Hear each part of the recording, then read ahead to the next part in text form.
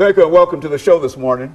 The topic this morning is Islam in Tennessee, and we're fortunate to have with us the Imam from the Murfreesboro Mosque to talk about Islam in Tennessee and to give us some additional information in reference to his background, education, and some of his experiences. And so, Imam, why don't you start off by giving us some information about your background, your experiences, and what in a real sense brought you to us this morning? Well, I want to start by expressing appreciation to you and thank you for the invitation. My name is Hosoma1. I am the Imam, as you said, of the Islamic Center of Murfreesboro. Was born in Egypt. I grew up in Egypt and I had my education very much from Egypt. I graduated from Al-Azhar University. I had my bachelor, master, as well as my PhD from Al-Azhar University. And moved to America very much in the late of '03.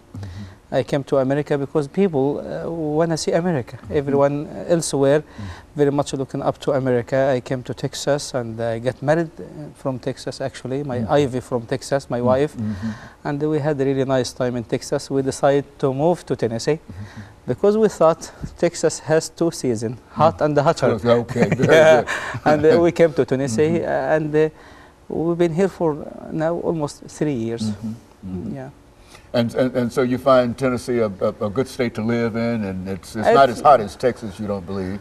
It's hot politically, I guess. It's okay, and because you would know, and we'll talk about how politically hot it is. But Tennessee is a beautiful state. Before we moved to Tennessee, we had a few visits.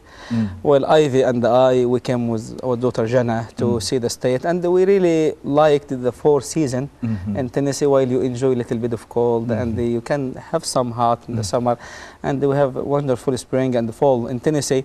I like it because it's hilly and a lot of trees. I grew up in a farmer area in Egypt. So we came and we decided when we first arrived to Tennessee, I remember this very well, Ivy and I both agree that it's the place to be. And we were comfortable really with our decision to move to Tennessee. And we did not, I believe we did not have any bad experience in Tennessee until we started the building of the Islamic Center in Murfreesboro, and some opposition it did really make it difficult for us a little bit, but I think it will be fine. And the majority of the people are fine. And we like Tennessee as a state. And we used to say to Jana, I used to say, where are you from? And Jana used to say, I'm from Texas. Okay. And then now she said, I'm from Tennessee. Yeah. Okay, so she's taking on Tennessee now. Right? Yeah, we'll become part of the state. And we love it so much, we do. And do you find that that's the general experience that people of your faith have in reference to the state of Tennessee, across the state? Well, we have to differentiate between the personal experience. So many of them had before the recent couple of years. I think I did ask when we came here, did you have anything unusual? And everyone was happy. I talked to the female, because usually the female, because they wear a scarf, it's obvious that they are Muslim.